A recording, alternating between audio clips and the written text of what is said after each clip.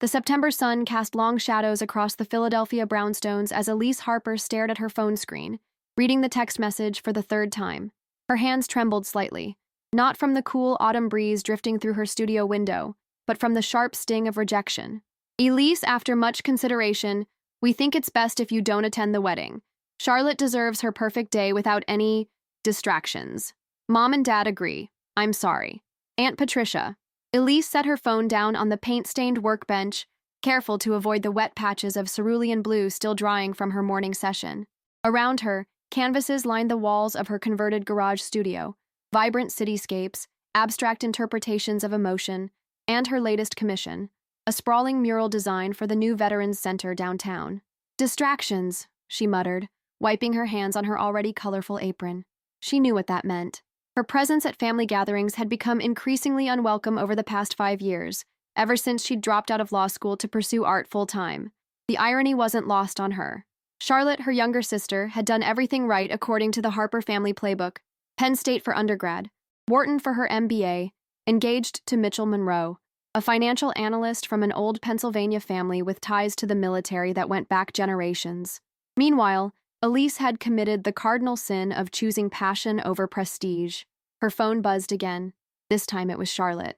I just heard what Mom's sister did. I'm so sorry, Elise. I tried to talk to them, but you know how they are. Maybe we can have lunch after I get back from the honeymoon. Elise almost laughed. Charlotte, ever the peacekeeper, trying to smooth over family fractures with promises of future lunches that would likely never happen. She'd been doing it for years, apologizing for their parents' coldness, for the aunt's snide remarks, for the cousin's condescension. She walked over to her latest piece, a massive canvas depicting the Philadelphia skyline at dusk. Hidden within the architectural lines and color gradients were subtle patterns, a technique she'd developed after studying wartime encryption art. Most viewers saw only beauty. Few noticed the coded messages woven into every brushstroke. At least you appreciate me, she said to the painting, then shook her head at her own melodrama. The wedding was in 3 days. The Ritz-Carlton downtown, 7 o'clock sharp, 400 guests, none of whom would be her. She'd already bought a dress, seafoam green, Charlotte's favorite color. It now hung in her closet like a ghost of inclusion she'd never experienced.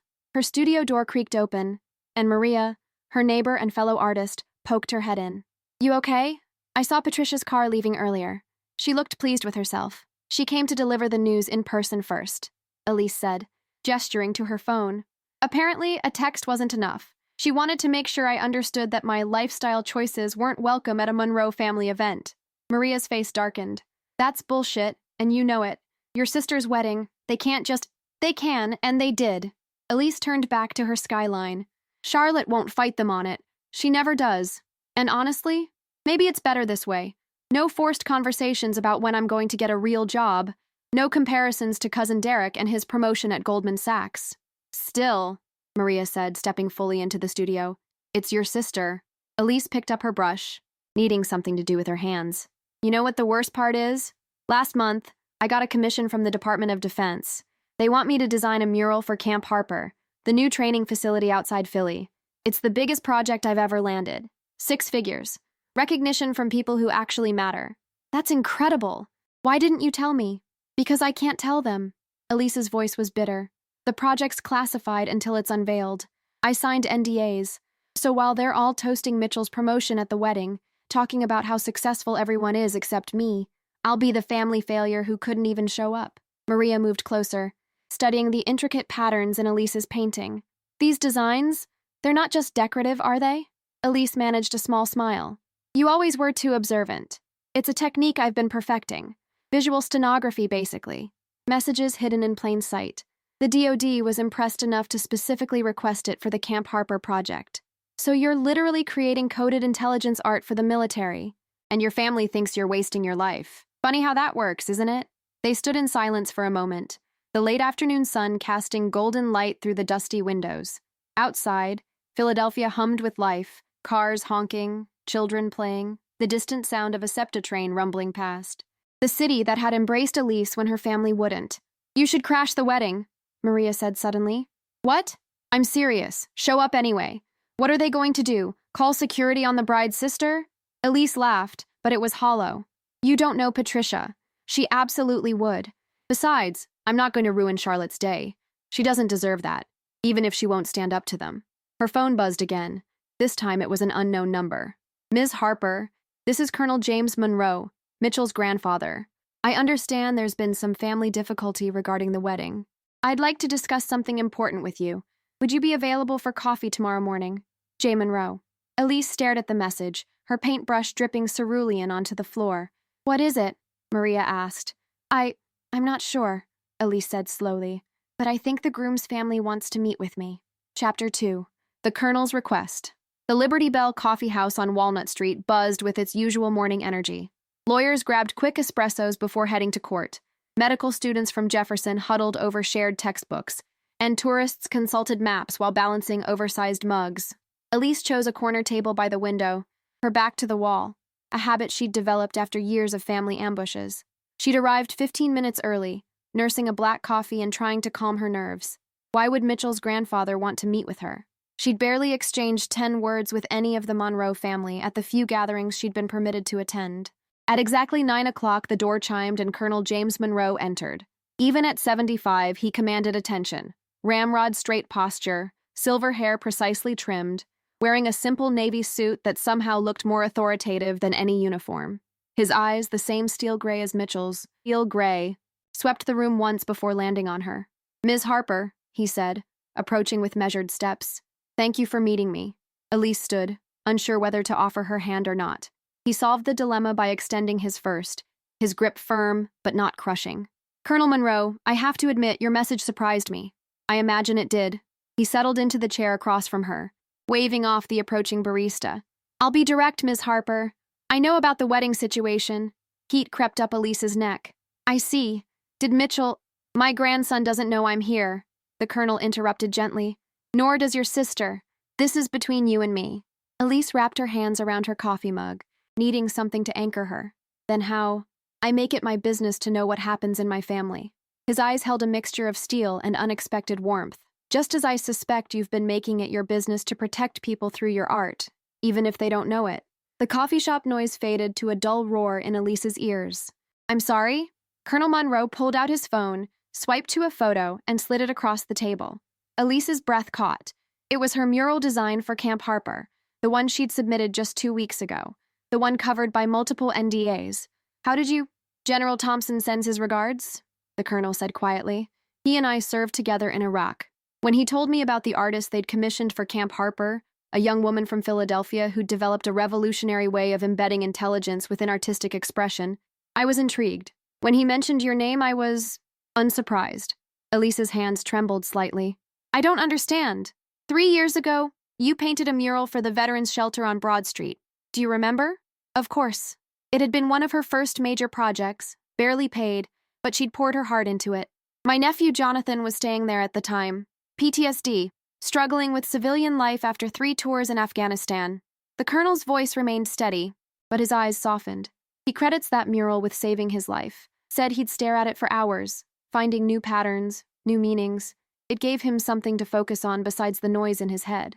I never knew.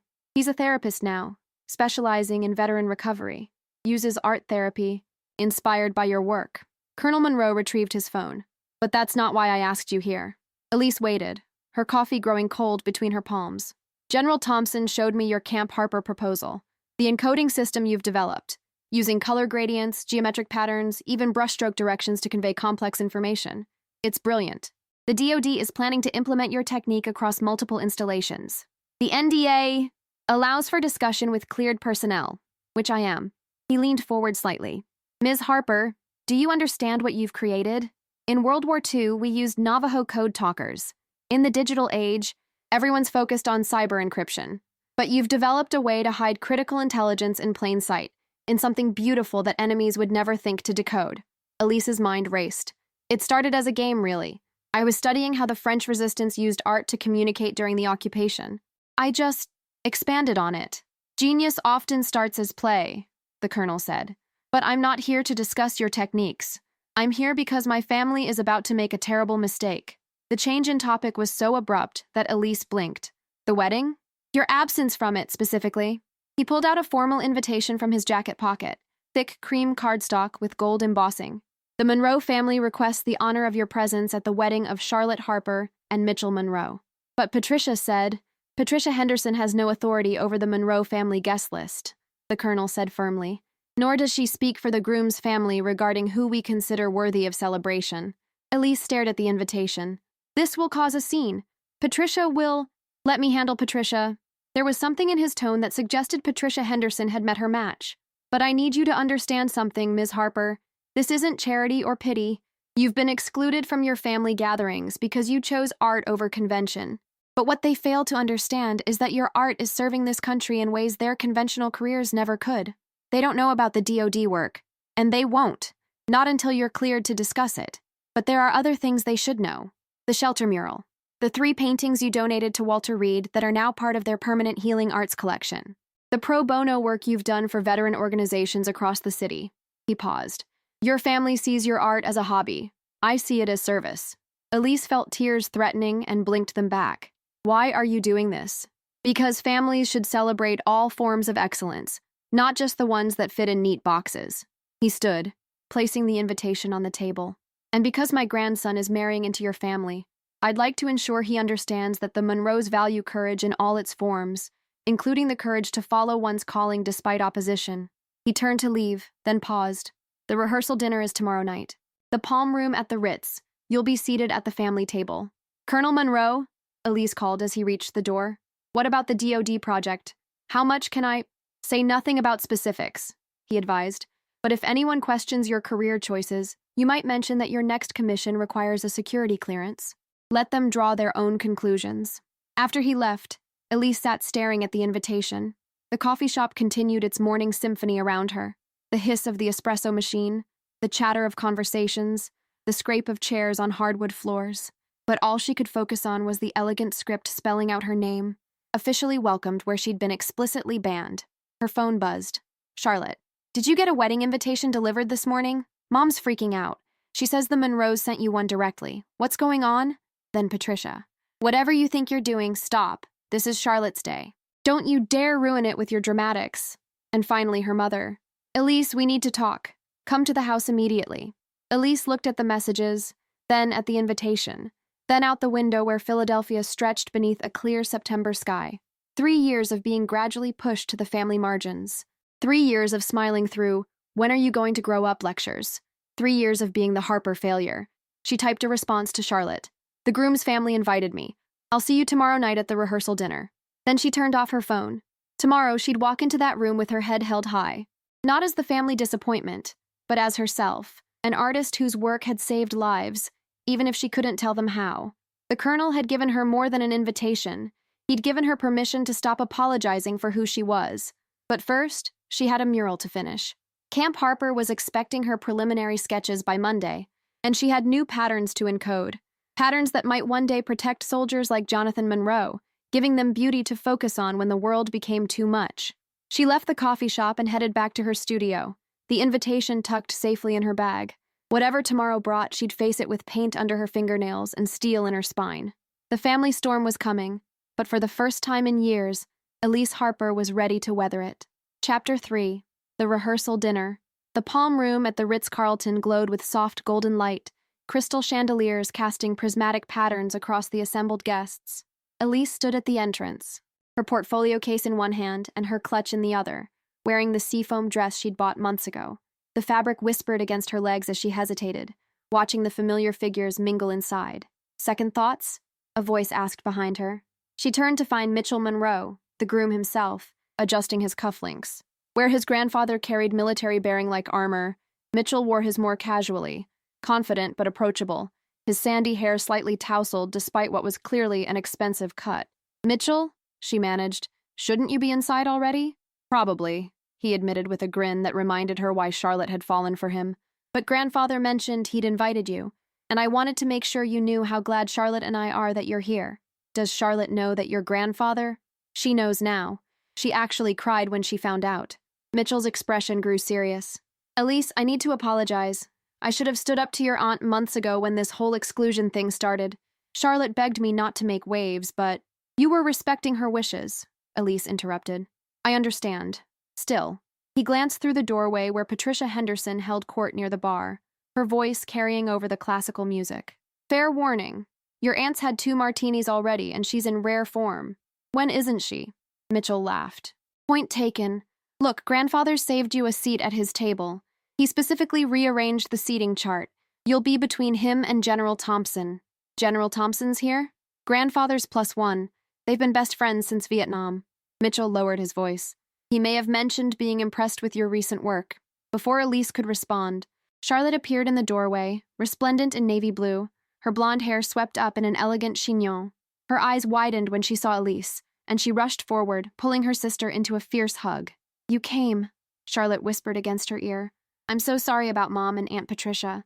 When the Colonel told me what they did, it's okay, Elise said, meaning it. I'm here now. Charlotte pulled back, her eyes suspiciously bright. You look beautiful. Is that the dress you showed me last spring? You remembered? Of course I remembered. She was cut off by their mother's sharp voice. Elise. A word. Margaret Harper stood 10 feet away, her expression carefully neutral in a way that promised storms. She wore her trademark St. John suit, pearls at her throat, every inch the mainline matriarch she'd worked so hard to become. Hi, Mom, Elise said, not moving from Charlotte's side. Outside. Now. Mother. No, Charlotte said firmly. Whatever you have to say can wait until after. It's fine, Elise said, squeezing her sister's hand. I'll be right back. She followed her mother onto the terrace, where the September evening had turned crisp. The city sparkled below them, Philadelphia's skyline a glittering reminder of the world beyond family drama. I don't know what game you're playing, Margaret began without preamble, but I won't have you ruining your sister's wedding. I was invited. By the Monroes. Yes, I heard. Patricia's beside herself. Margaret's lips thinned. Do you have any idea how embarrassing this is? We specifically told them you were unable to attend. You mean you lied to them? Her mother's face flushed. We were protecting Charlotte from having her day overshadowed by your situation. My situation? Elise felt years of suppressed anger bubbling up. You mean my career? My life? My existence? Your choices, Margaret corrected coldly. Dropping out of law school, living in that garage, painting for welfare cases and homeless shelters instead of building something respectable. Those welfare cases are veterans, Mother. Those homeless shelters serve people who sacrificed. Spare me the noble artist routine. Margaret waved a dismissive hand. You had every opportunity. The best schools, the right connections. You could have been miserable, Elise finished. I could have been miserable. They stared at each other across 3 feet and 30 years of disappointment. The Monroes don't know you like we do, Margaret said finally. But they'll learn. And when they do, when they see what an embarrassment you are, don't come crying to me. She swept back inside, leaving Elise alone on the terrace. The city noise drifted up, sirens, car horns, life continuing despite family fractures. She gripped the railing, knuckles white, fighting the urge to leave. Don't let her win, a gravelly voice said. General Thompson stepped out of the shadows, a bourbon in hand. He was shorter than the colonel, stockier, with the kind of face that had seen too much but somehow maintained its warmth. General, Elise said, straightening. At ease, he said with a slight smile. Jim told me about the ambush. Your mother always this charming? Despite everything, Elise laughed. Only on good days. He moved to stand beside her, looking out at the city. You know, I've been in the military for 42 years. Seen plenty of courage under fire. But there's another kind of courage. The kind it takes to be yourself when everyone's telling you to be someone else. I'm not sure that's courage. Maybe it's just stubbornness. Same thing, different name. He took a sip of bourbon. That encoding system you developed, we've had cryptographers working for years trying to create something similar. Visual intelligence that doesn't look like intelligence. And here you are, an artist who dropped out of law school, solving problems PhDs couldn't crack. It wasn't intentional. The best innovations never are. He turned to face her fully. I'm not supposed to tell you this yet, but there's a Medal of Distinguished Public Service waiting for you once the Camp Harper project goes public, signed by the Secretary of Defense himself. Elise's legs suddenly felt unsteady. What? Your technique is being classified as a critical intelligence asset. We're implementing it across 17 installations. He smiled at her shocked expression. Still think you made the wrong career choice? Before she could respond, the terrace door burst open. Patricia Henderson stood there, martini in hand, eyes glittering with malice. There you are, she slurred slightly. The family disappointment, hiding outside where you belong. Patricia, General Thompson began, but she cut him off. And who are you? Another one of her artist friends? Here to beg for patronage? She laughed, an ugly sound. That's what she does, you know. Paints pretty pictures for pocket change while the rest of us contribute to society. Ma'am, the general said quietly, I'm General Marcus Thompson, United States Army, and you're speaking about a woman whose contributions to national security exceed anything you've done in your entire life. Patricia blinked, swaying slightly. National security? Elise? Don't make me laugh. Aunt Patricia, please, Elise said, seeing other guests beginning to notice the commotion. No, no, let's hear it, Patricia continued, voice rising. Tell me, General, what has our little artist done? Painted some flowers for the troops? The general's face hardened. That's classified information, ma'am, but I can tell you that your niece's work has already saved lives. Classified, Patricia sneered. How convenient. Next you'll tell me she's some kind of hero. She is, Colonel Monroe said from the doorway. The entire rehearsal party seemed to have followed him onto the terrace. And you're done here. Jim? Patricia turned, confused. What are you? Security will escort you out, the colonel continued calmly. You're no longer welcome at any Monroe family events, including tomorrow's wedding. You can't. I can, and I have. His voice was steel wrapped in silk. You've insulted a guest of honor in my family's home. That's unforgivable. Guest of honor? Margaret Harper pushed through the crowd. Jim, what's going on? The colonel looked at the assembled group, family, friends, Philadelphia Society's cream, and made a decision. General Thompson, I believe we can make an exception to the classification rules. Given the circumstances, the general nodded slowly. For family, I think national security can bend a little. Colonel Monroe stepped forward, commanding the attention of everyone present. 3 months ago, Elise Harper was commissioned by the Department of Defense to create a specialized mural for Camp Harper, our new intelligence training facility. What she developed wasn't just art. It was a revolutionary encoding system that allows critical intelligence to be hidden in plain sight. Murmurs rippled through the crowd. Elise felt Charlotte's hand slip into hers. But that's not why she's a hero, the colonel continued. 2 weeks ago, a prototype of her work was tested at Fort Detrick. Enemy intelligence had been attempting to infiltrate the base. Traditional security missed it. Electronic surveillance missed it. But a young analyst trained in Elise's visual encoding system spotted the intelligence markers she'd embedded in what appeared to be decorative art. He paused, letting the words sink in. That analyst's recognition prevented what could have been the largest intelligence breach in a decade. 22 lives were directly saved. Hundreds more were protected from future operations that would have been compromised. The terrace was silent except for the distant city sounds. Your niece, Mrs. Henderson, your daughter, Mrs. Harper, she's not just an artist. She's an innovator whose work is now classified as critical to national defense. The Pentagon has awarded her the Medal of Distinguished Public Service, to be presented once the project is declassified. But, Margaret's voice was faint. She never said, because she couldn't, General Thompson interjected. She's been under strict NDAs. She's carried this alone, letting you belittle her work while she was quietly serving her country. Patricia's face had gone from red to white. She opened her mouth, closed it, then turned and fled back into the hotel. No one followed. In the silence that followed, Mitchell cleared his throat. I believe dinner is served. Shall we? The crowd began to move inside, but not before many stopped to look at Elise with new eyes. Some nodded respectfully. Others murmured congratulations. Derek, the cousin with the Goldman Sachs promotion, actually looked impressed.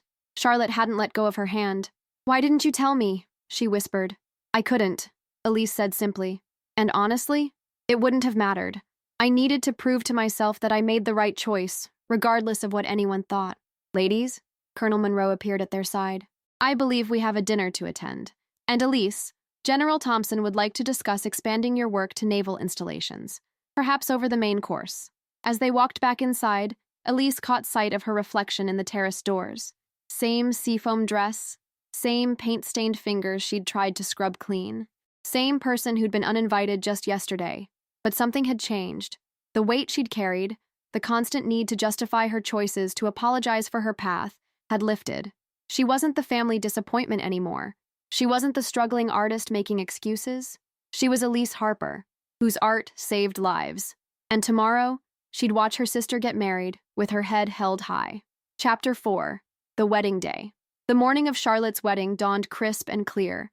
Philadelphia's skyline etched sharp against a September sky. Elise stood in her hotel room at the Ritz-Carlton. The colonel had insisted on booking it for her, watching the city wake up, Her phone had been buzzing all morning with messages she hadn't yet had the courage to read. A knock at the door interrupted her thoughts. She opened it to find Charlotte in a silk robe, hair in curlers, holding 2 cups of coffee. "Can I come in?" her sister asked, and for a moment they were children again, Charlotte sneaking into Elise's room after a nightmare. Of course. They settled on the small sofa by the window, the silence comfortable in a way it hadn't been in years. "I've been thinking all night," Charlotte said finally, "about what Colonel Monroe said, about what you've been doing." She turned to face Elise fully.